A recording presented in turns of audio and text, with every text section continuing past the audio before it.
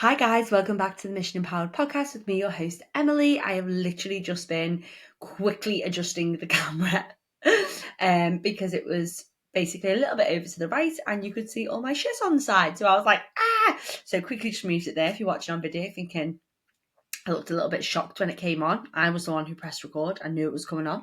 Okay, welcome to this episode. We are going to talk about cracking cravings. And the reason this has come from inspiration from my clients, right? I was talking to someone about cravings. I was like, I'm going to send you a podcast on that. And I was like, why is there not a podcast on cracking cravings? Please, why has this not been done yet? Because, oh my God, this is absolutely like one of the biggest barriers that people come up with when they're trying to lose fat or they're trying to diet properly is the commonality in people saying, I'm struggling with sugar cravings, I'm wanting this. Like, yeah. So I was like, wow, this needs to be done. So guys, it's 9:15 at night. Okay. I had a bit of a shit show yesterday. Let's just call it that.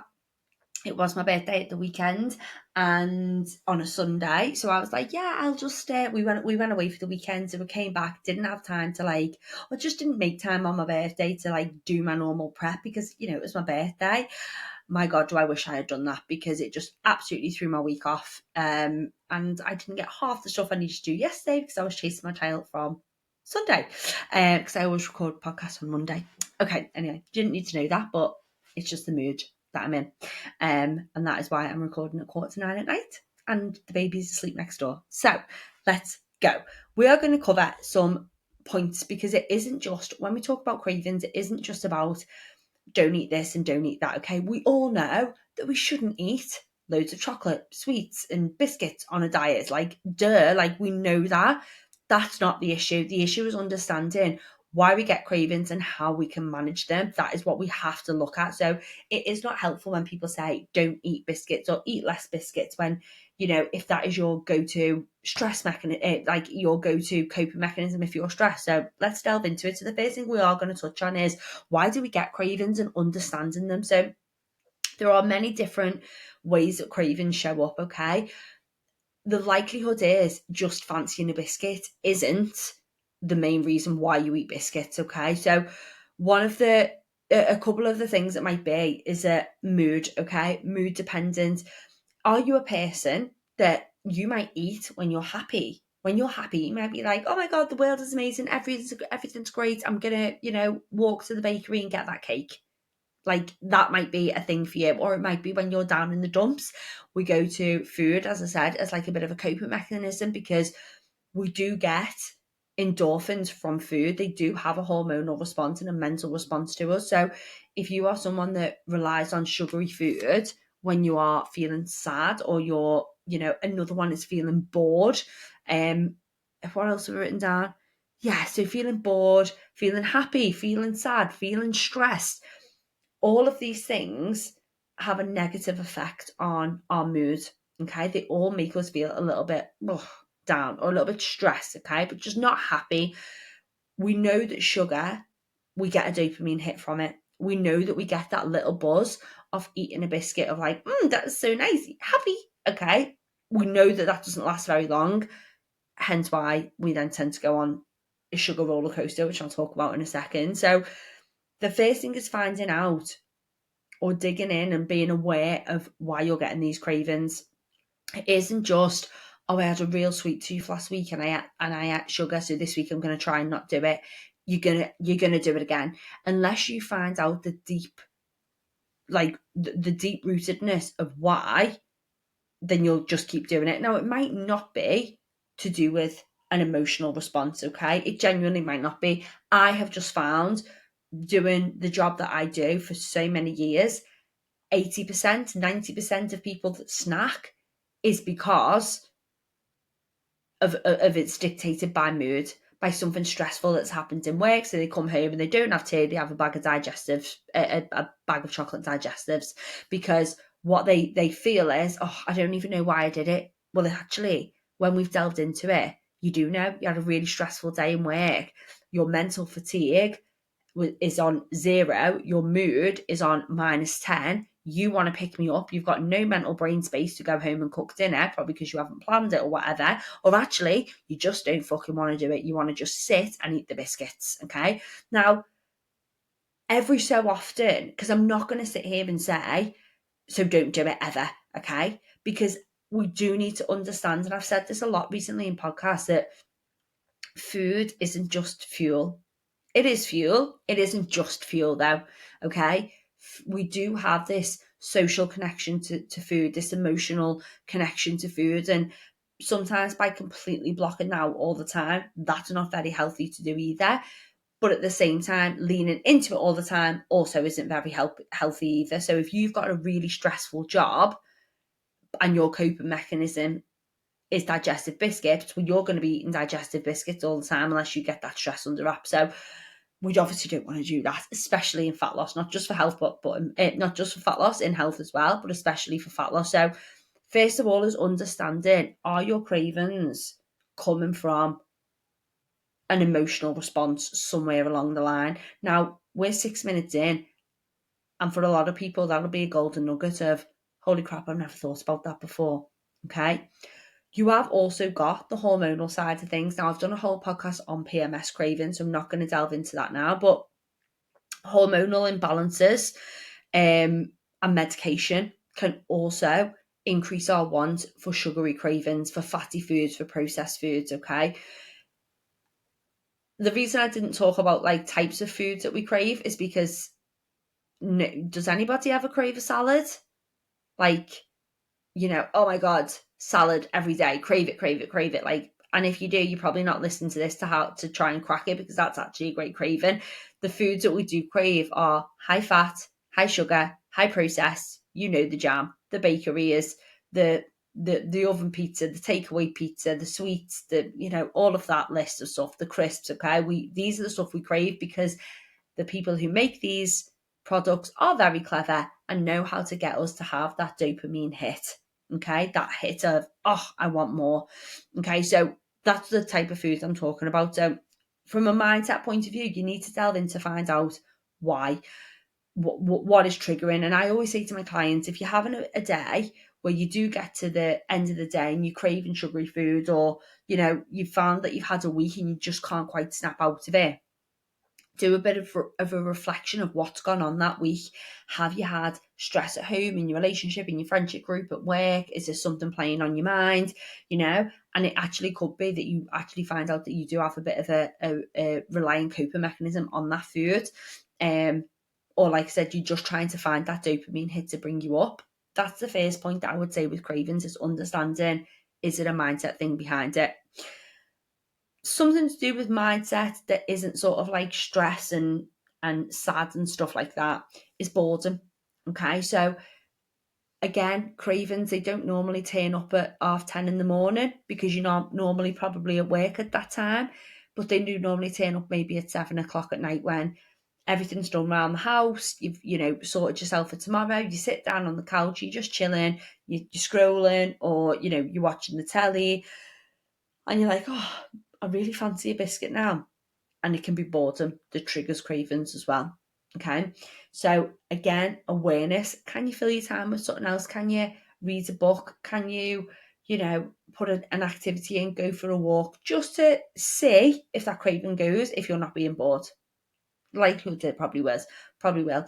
But then you've got active things that you can do in that boredom time. So if at 7 o'clock at night you get that craving for sugar, one of the first things I would say is reflect on what your food has looked like that day, which brings me on to my next point. Okay, so boredom is a little mindset side umbrella note thing, or whatever you want to call it, but the things that trigger boredom cravings tend to be things like, we haven't eaten enough protein in the day, we haven't eaten enough meals in the day. So did you skip breakfast that day? Therefore, you're like 400 calories away from what you normally have, that your body's signaling, we want 400 calories. And when you're sitting down at 7 o'clock at night, again, you're probably not going to have 400 calories of a tuna salad or whatever, because you've probably had your tea, but your body's playing catch up from the morning time. So you're thinking,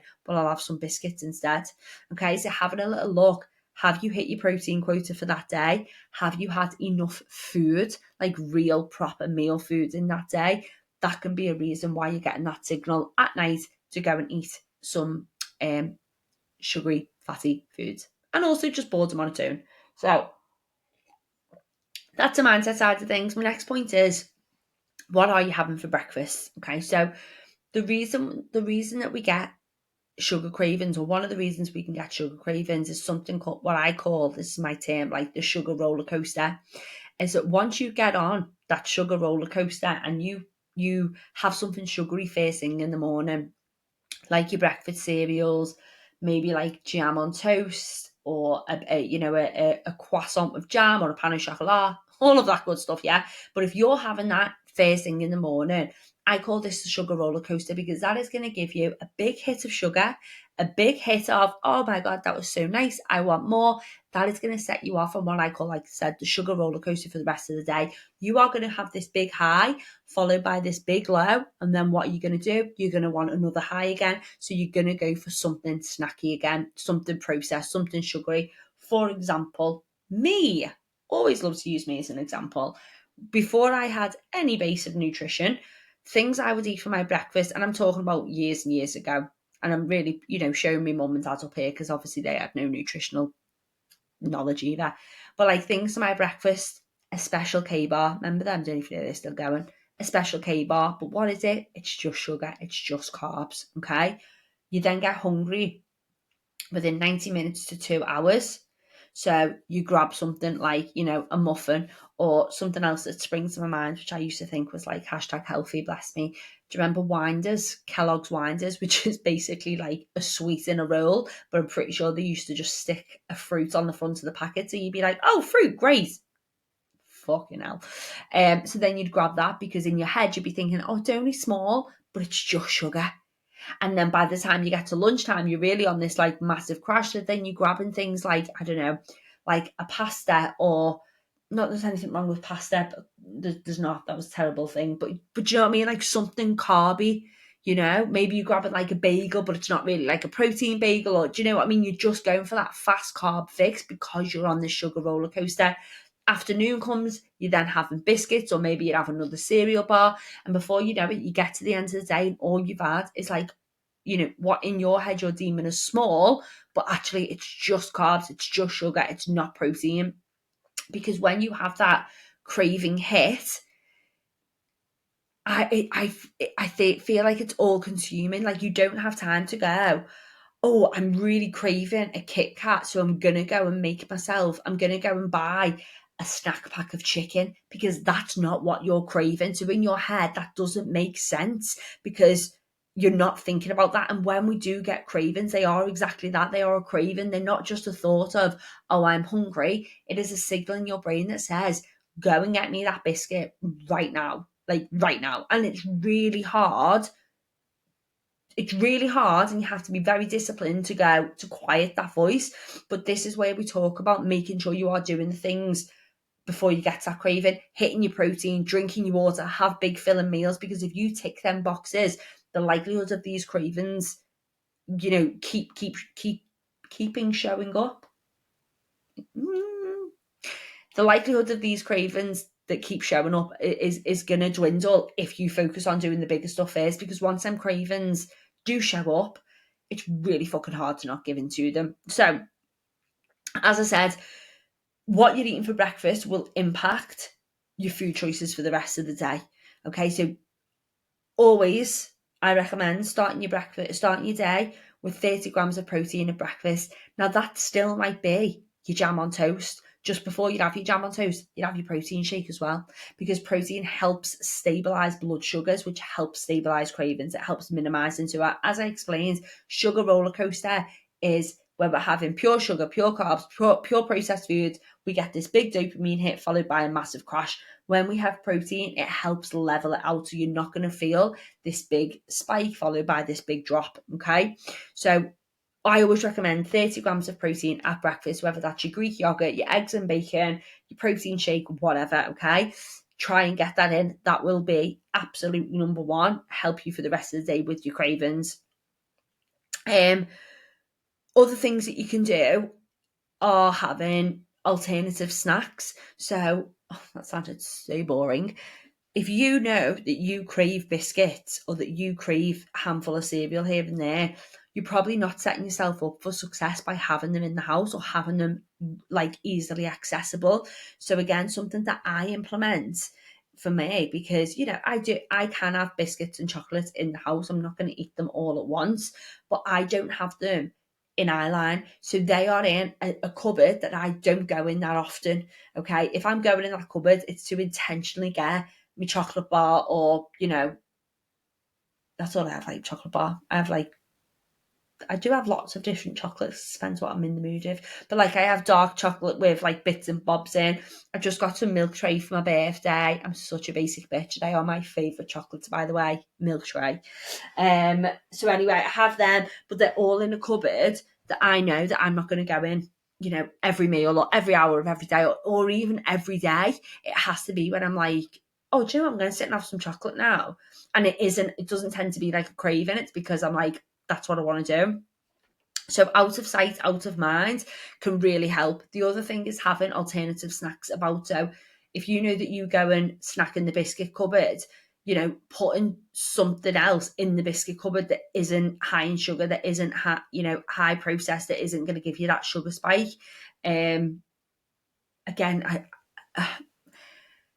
top of my head, things like, something that's not going to get you that excited, like fucking Rivita or something like that, okay? Not like mini cheddars, because we all know that they're nice, but something that hasn't got all of these additives and flavourings in that's going to give you that buzz, okay? That actually, the craving, that the start of that craving, which is the habit that you're in, of going to the biscuit tin or going to the bread bin, you will be stopped because you will think, oh, I'm craving a biscuit, not a Rivita. Then oh, hang on.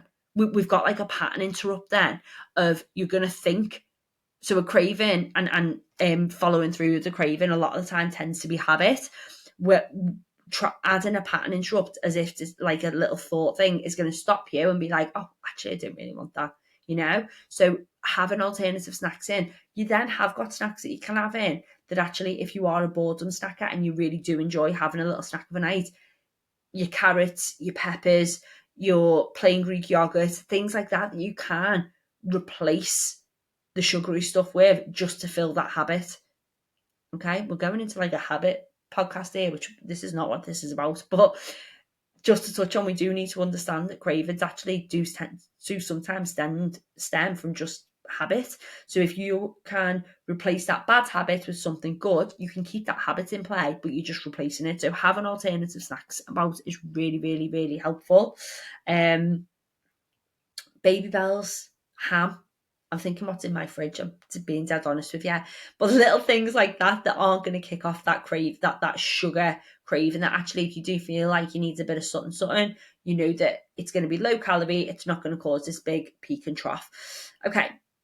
We've then got other things that can set off cravings. So I think what I've just touched on there before we go into to the next little bit is obviously understanding that a lot of cravings come from mood and mindset, okay? There also are physical things such as what are you having for your breakfast, explaining about the sugar roller coaster. And then I said, didn't I, about not eating enough? That's probably a big one, actually. Not eating enough in the day because you're busy, so you don't have filling meals, you just have little things. But then your body, when your mind is a bit free overnight, is like, I'm starving because you haven't fed me today. And when we get to that I'm starving point, you are already up a bit up shit creek, because you're not going to be starving for that chicken salad. You're going to be starving for the biscuits. So the physical aspect we've covered. We then have got things that can impact sugary cravings. Okay, so one of these is exercise. If you've just started out, or maybe you started a new exercise regime and you're finding that you are craving more sugary foods, this is quite a common thing. And actually, it tends to be that your protein is a bit low and your fibre is a bit low, and maybe your calorie consumption is a bit too low. So a lot of people do start to exercise alongside going on a diet, so your calorie expenditure does increase. Okay, now it is finding that sweet spot of, where is your right calorie deficit for you? And there's loads of online calculators on there, or you get a coach or whatever, and you find that out. But if you're going, right, I'm just going to eat 1,000 calories this week because I want to lose 3 pounds, and then by the end of the week you really just feel like you're craving sweets and chocolate, that's because, number one, 1,000 calories is probably too low for you, and number two, if you paired that with exercise, you're not just in a 1,000 calorie food deficit, you're in an exercise deficit as well.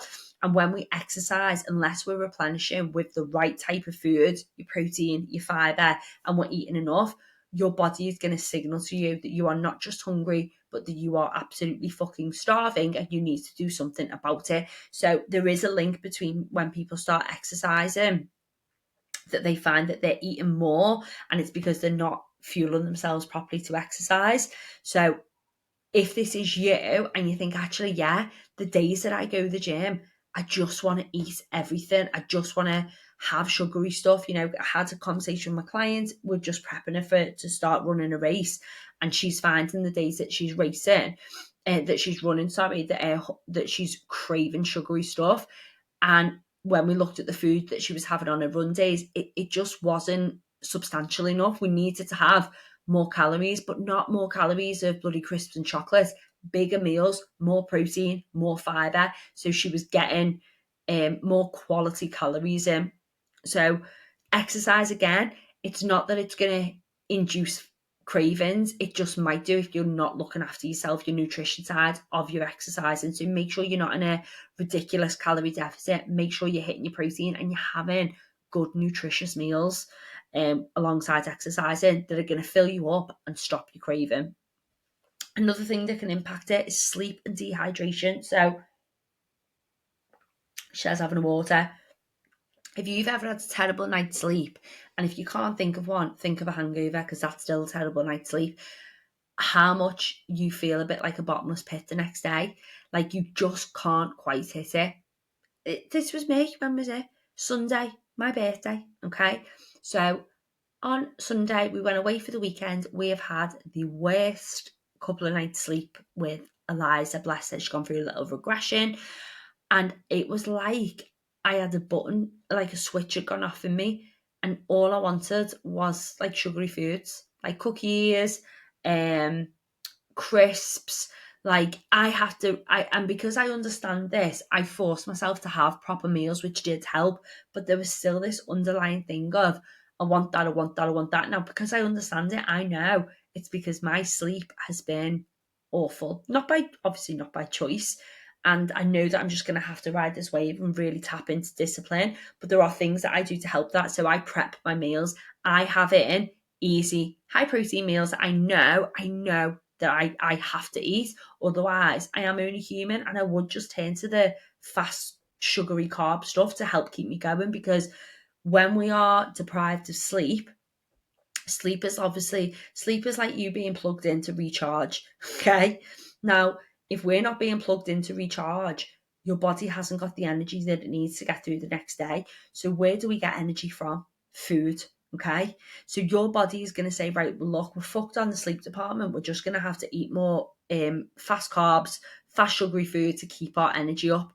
Okay. So again, if you are lacking in sleep, your cravings are going to be so much higher and so much harder, and you are going to find dieting and exercise and just everything so much harder. So if you're not like me with a small baby, well, actually, no, I am going to say that because I'm doing it, is that if you are being sleep deprived in whatever your circumstances, make sure that you are planning your meals in. Make sure you've got things to hand that are high protein, that are going to help with them cravings, because they are going to come and you need to be well equipped to handle them. Oh my God, it's like I'm talking about the apocalypse.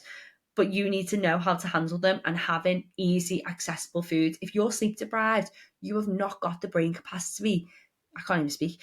Brain capacity to be making fancy prancy meals, okay? You need it basic. My tea tonight, tuna salad.